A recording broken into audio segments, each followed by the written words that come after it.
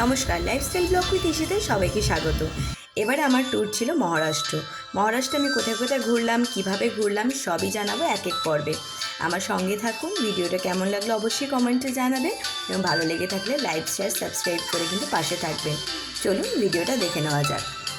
আমার যাত্রাটা কিন্তু শুরু হয়েছিল প্রথমে হাওড়া স্টেশন থেকে। হাওড়া থেকে আমি প্রথমে চলে গেছিলাম দাদার সেন্ট্রাল স্টেশন, এবং এই স্টেশনে 1 নম্বর প্ল্যাটফর্ম থেকে বেরিয়ে কিন্তু আমি MSRTC বাসে করে আমি পৌঁছে গেছিলাম সিদ্ধিবিনায়ক মন্দির।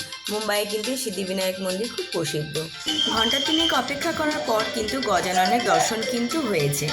চলুন আমরা দেখে নিই তাকে।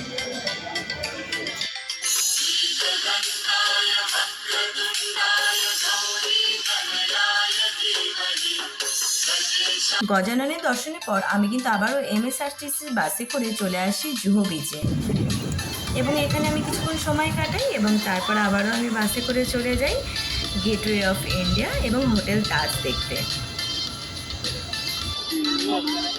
গেটওয়ে অফ ইন্ডিয়া আর হোটেল তাজ,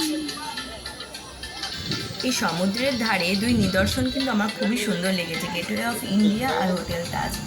তোমাদের কীরকম লেগেছে অবশ্যই কিন্তু কমেন্টসে জানিও। আজকের ভিডিওটা এতটুকুনি, দেখা হচ্ছে পরবর্তী পর্বে। Tata, by.